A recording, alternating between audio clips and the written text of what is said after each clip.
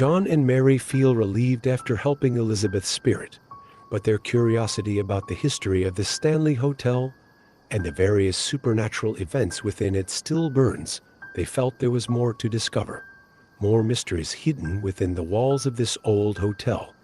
David, the hotel manager, promised to help them in further exploration. After talking with David, they decided to spend the next few days exploring various lesser-known parts of the hotel.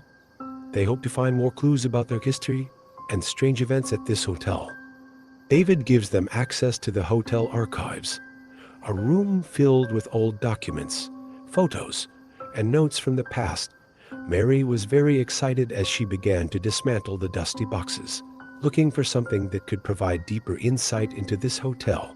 They found several old records about the construction of the hotel, as well as a list of famous guests who had stayed there. However, what caught their attention the most was an old diary found in one of the boxes. The diary belonged to a guest staying at the hotel in the early 20th century.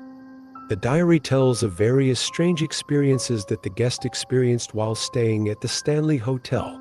There are accounts of strange noises, shadowy apparitions, and feelings of unease that these guests often felt. Mary and John felt this diary could be the key to understanding more about the supernatural activity at the hotel. They spent hours reading the diary, noting every important detail. One of the most interesting entries is about a man named Richard, who appears to have had a close relationship with Elizabeth Wilson. The entry states that Richard was often seen with Elizabeth before the explosion that took Elizabeth's life. John and Mary felt the need to find out more about Richard and his relationship with Elizabeth.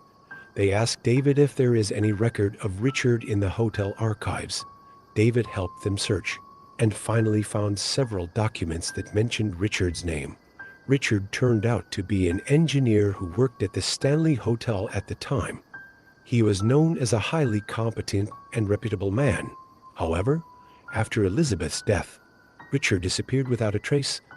There are rumors that he was devastated by Elizabeth's death and may have decided to leave the hotel for good. This discovery opened a new chapter in their search.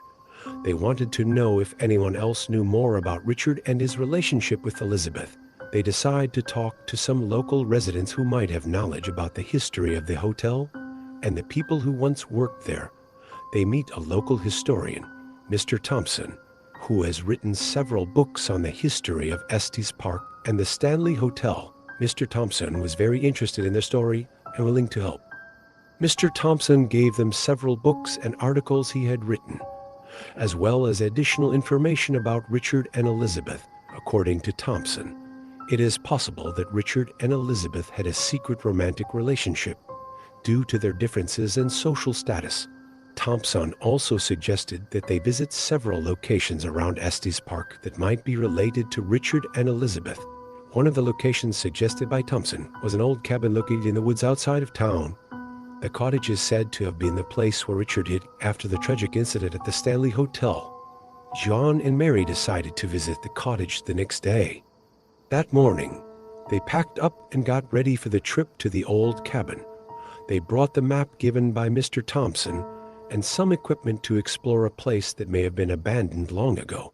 Their journey through the forest felt filled with mystery and anticipation. After walking for several hours, they finally found an old cottage hidden among the trees.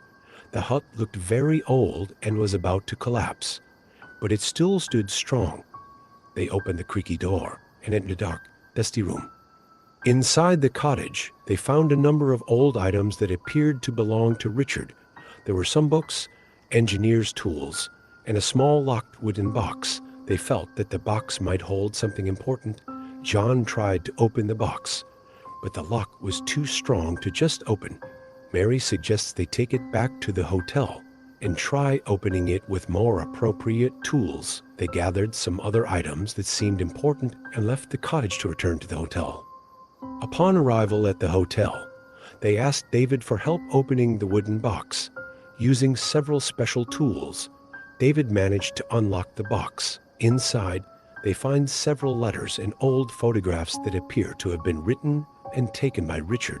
The letters reveal how deep Richard's feelings for Elizabeth are. He wrote about how broken his heart was after losing Elizabeth, and how he felt guilty for not being able to save her. One of the letters mentions a secret place in the hotel where he and Elizabeth often met. Mary feels that this secret place might provide more clues about the relationship and perhaps about the strange happenings at the hotel. They decided to search for the place based on the clues in the letter. They started exploring the hotel, looking for hidden rooms or places that might be used by Richard and Elizabeth. After several hours of searching, they found a hidden door behind one of the small libraries in the hotel. The door was tightly closed and looked like it had not been opened for years. Carefully, they opened the door and found a small room filled with Richard and Elizabeth's personal belongings.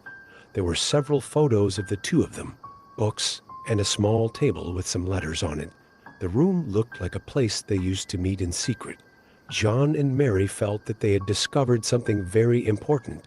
They read the letters and find more information about their relationship, as well as some notes about the explosive incident that took Elizabeth's life. One of the most surprising accounts was that Richard suspected that the explosion was not an accident. He wrote about suspicious damage to the gas pipe and how he felt someone might have deliberately caused the explosion. Richard felt that Elizabeth's life may have been the victim of a conspiracy. John and Mary felt that they should investigate this possibility further. They decided to talk to some former hotel workers who might still be alive and have information about the incident. They managed to track down several former hotel workers who now live in the area. One of them, an old man named Harold, clearly remembered the explosion. Harold worked as a night watchman at the time and knew Richard well. Harold said that Richard was very shaken after the incident and often spoke about his suspicions that the explosion was not an accident. Harold also mentioned that there were several people who did not like the relationship between Richard and Elizabeth, including several senior hotel staff at the time. John and Mary felt that they were getting closer to the truth. They decided to find out more about the hotel's senior staff at that time and whether there was any possibility that any of them were involved in causing the explosion. With David's help, they accessed the hotel's personnel files and found several names that might be relevant. They decided to contact some people who are still alive and living in the area. After several days of interviews and investigating, they found a former senior staff member who is now living in a nursing home. The man, named Edward, is now very old and frail, but still has quite good memories of his days working at the hotel. Edward was initially reluctant to talk about the incident, but after a while, he began to open up. He admitted that there was tension between some senior staff and Richard because of Richard's relationship with Elizabeth. According to Edward, some senior staff felt that the relationship was inappropriate and could damage the hotel's reputation. Edward also revealed that there had been secret conversations between some senior staff about how to handle the problems caused by Richard and Elizabeth's relationship.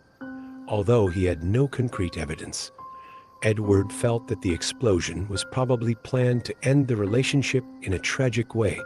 John and Mary felt angry and saddened by the story. After hearing Edward's story, John and Mary felt even more shaken. The possibility that the explosion that killed Elizabeth was a deliberate act made them feel angry and sad. They knew that they had to continue investigating and seeking the truth. But they also realized that this was a dangerous task and full of risks. That night, they returned to room 217, feeling tired and heavy-hearted as they lay in bed. The room suddenly felt very cold. Mary felt an unusual presence and immediately realized that something was wrong. The lights in the room started to flicker, and the sound of footsteps could be heard in the corridor. John got out of bed and tried to calm Mary down. "We've been through this before. Maybe this is just Elizabeth's spirit trying to communicate again." Mary nodded, even though her heart was still beating fast. They sat on the bed, waiting to see what would happen next. Suddenly, their bedroom door opened by itself. With an eerie creaking sound, Mary held John's hand tightly, while John tried to remain calm. Shadows began to move in the room, and they heard a soft but clear whispering sound. "Please find out the truth." The voice sounded like a woman's voice. Maybe Elizabeth's. John and Mary looked at each other. They knew that they could not ignore this request. They must continue to search for the truth. not only for Elizabeth, but also to bring peace to the spirits trapped in this hotel. They decide to talk to Evelyn again, the psychic who helped them before. They shared their experiences and asked for advice on what to do next. Evelyn listened carefully and then said, "You must continue this investigation, but you must also protect yourselves. I will give you some protective tools to help deal with negative energy that you might encounter." Evelyn gives them some protective crystals and protection spells that they can use. He also gave them a bottle of holy water and some special candles that could be used to ward off negative energy. John and Mary felt calmer after receiving this protection, even though they knew they had a long way to go. The next day, they continued their investigation by finding out more about the hotel's senior staff at that time. They found several old records indicating tension and conflict among the staff. They discovered that one of the senior staff, Mr. Thompson, had a pretty bad relationship with Richard. Thompson was known as a harsh person and intolerant of change or differences. They suspect that Thompson may be involved in a conspiracy to end Richard and Elizabeth's relationship. John and Mary decide to visit Thompson's old house, which is now empty and abandoned. They hope to find further clues about his involvement. That night, they headed to Thompson's old house. The house was located on the edge of town, looking dark and scary. They entered the house carefully, using flashlights to light their way. The house was full of dust and cobwebs, adding to the eerie atmosphere in the living room. They found some books and documents that might be useful. They began to rummage through cupboards and drawers, looking for anything that might provide clues. Suddenly, they heard footsteps upstairs. They looked at each other, feeling scared. "What's that?" whispered Mary. John tried to stay calm. "We have to find out. Maybe there's something upstairs that can help us." Carefully, they went upstairs. Following the sound of footsteps, they found a room with the door half open. Inside the room, they saw the shadow of a man standing by the window. The shadow turned around, looking at them with empty eyes. John felt his legs give way, but he knew they had to continue. "Who are you?" John asked in a trembling voice.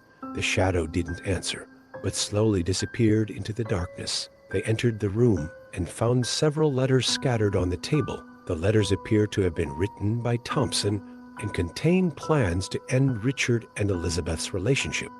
They read the letters carefully. One of the letters indicated that Thompson planned to damage a gas pipe at the hotel as a way to cause an explosion. They were horrified and angry, knowing that Thompson was truly responsible for Elizabeth's death. Mary felt the need to report this finding to the authorities, but they also knew that they had to gather more evidence. They decided to find out more about how Thompson carried out his plan, who might have been involved. They went back to the hotel and checked Thompson's work records for the time he worked there. They found some notes about gas pipe maintenance done by Thompson in the days before the explosion. The notes were suspicious because Thompson appeared to be working alone, without help from other staff. John and Mary felt that they were getting closer to the truth. They decided to hold another séance, this time focusing on trying to communicate with Thompson or anyone else who might know more about the incident. That evening, they invited Evelyn back to room 217 to lead a séance. Evelyn prepared everything carefully, using more advanced equipment to detect supernatural presences. They sat around the table, with candles burning all around them. Evelyn began to summon Thompson's spirit, asking him to appear and provide answers. "Thompson, if you are here, we want to communicate with you. Give us a sign that you are listening," Evelyn said in a firm but gentle voice. Silence enveloped the room for several minutes. Then they felt the temperature in the room start to drop drastically. The candles flickered more intensely, and the sound of footsteps was heard again. Evelyn remained calm, continuing her call. "Thompson, we know you were involved in the events that led to Elizabeth's death. Tell us what really happened," Evelyn said. Suddenly, the planchette on the Ouija board began to move rapidly. The planchette forms words S-A-Y and then T-A-U-T-H. They felt that Thompson was trying to communicate with them. perhaps providing a confession or further guidance. "What do you want to say? What truth do we need to know?" John asked. The planchette moved again, forming the word stop. They felt confused, but Evelyn encouraged them to stay focused. "Thompson, if you want us to stop, give us a reason. Why don't you want the truth to come out?" Evelyn asked. The planchette stops for a moment, then starts moving again, forming the words Dia and Ger. John and Mary were anxious, but they knew they couldn't back out now. "We're not afraid. We just want to find out the truth and give peace to Elizabeth's soul. Tell us what really happened," said John firmly. The planchette moved quickly, forming the terrible words RUN. The atmosphere in the room became increasingly tense. Mary felt a bone-chilling cold, while John felt his heart pounding. They knew that they were dealing with something very dangerous. Suddenly, all the candles went out at once, leaving them in complete darkness. The sound of footsteps was getting closer, and they felt an extremely powerful presence around them. Evelyn immediately relighted the candles and tried to calm the atmosphere. "We have to stay calm. This is a test of our courage," Evelyn said in a firm voice. They continued the summons, trying to get more information from Thompson. "Thompson, if there's anything that can help us understand this, give us a sign," Evelyn said. The planchette moved again, this time forming the words BODY. They feel confused, but Evelyn suggests that they look for other bodies that might be involved in this incident. Evelyn felt that they should look for more clues regarding the body mentioned in the seance session. He suspects that there may be other victims or physical evidence that could help uncover the truth. John and Mary were anxious, but determined to continue their investigation. The next day, they decided to search an area of the hotel that was rarely visited. David gives them access to the hotel's basement, most of which has been closed for years. They carried the lighting and protection equipment Evelyn had given them, feeling ready for whatever they might find. The hotel basement was full of dust and cobwebs, adding to the eerie atmosphere. They wandered through dark alleys, trying to find clues. Suddenly, they found an old door that was locked tightly. John used the tools they brought to open the door. Behind the door, they found a small room that seemed to have been abandoned for a long time.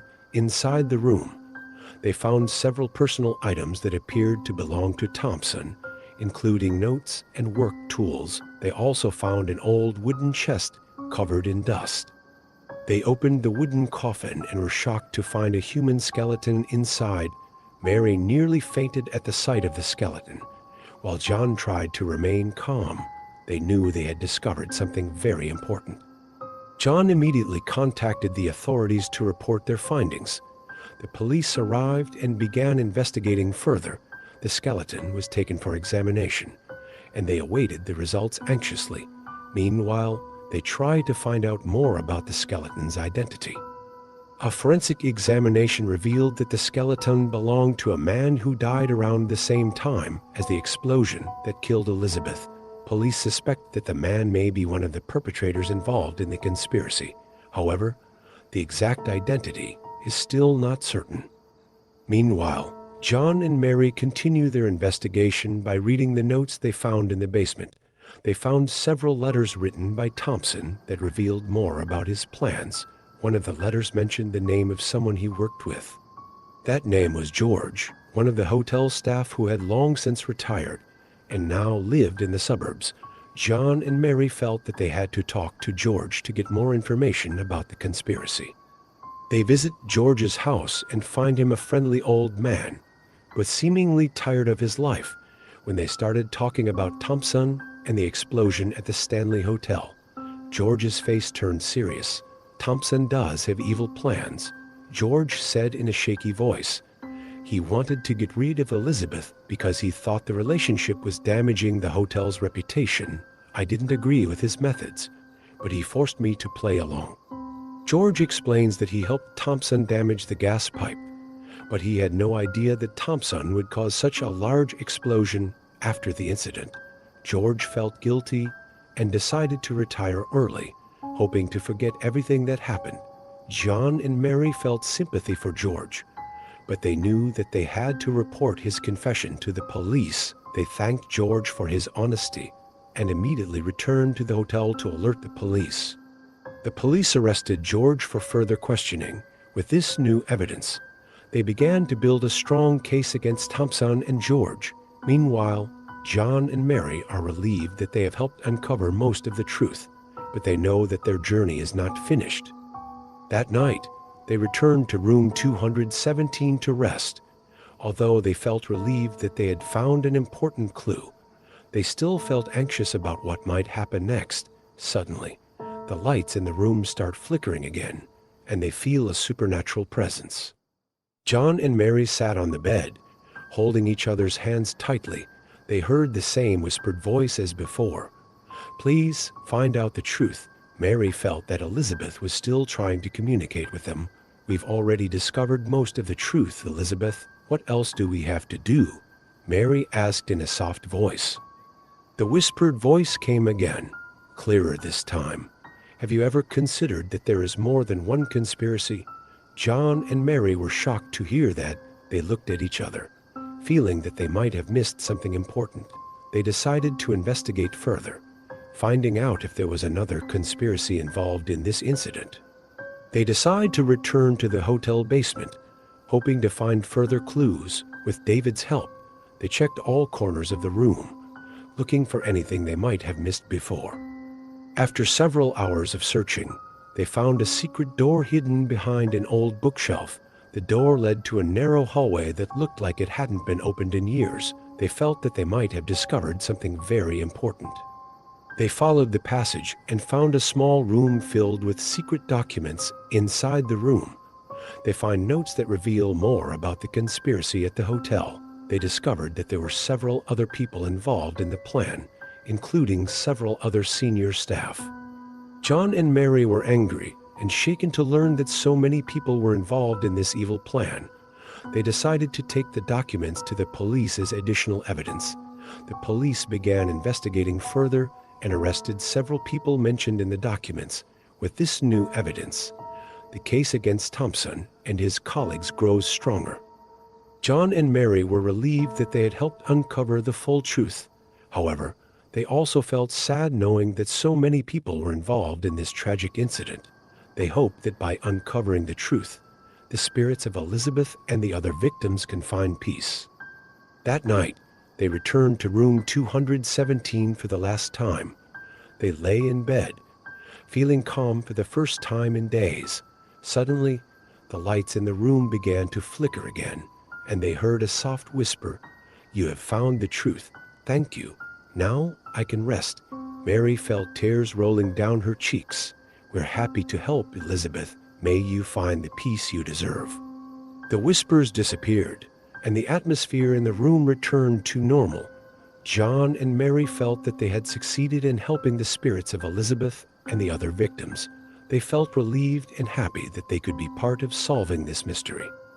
The next day, they say goodbye to David and the rest of the hotel staff. They feel sad about leaving a place that has been an important part of their lives, but they know that they have to move on with their lives. Before leaving the hotel, they visited Elizabeth's grave one last time. They laid flowers on his grave and prayed that he would have eternal peace. They felt that this was the right way to say goodbye. John and Mary returned to their lives in the city, but they would never forget their experience at the Stanley Hotel. They feel that they have learned a lot about themselves and about courage and honesty. They also feel that they have helped bring justice to Elizabeth and the other victims. They know they have done something meaningful, and this gives them deep satisfaction. Several months later, they received news that the case against Thompson and his colleagues had been closed. They were all found guilty and given sentences commensurate with their crimes. John and Mary were relieved that justice had finally been served. They decided to write a book about their experiences at the Stanley Hotel, hoping to inspire others to seek the truth and never give up in the face of obstacles.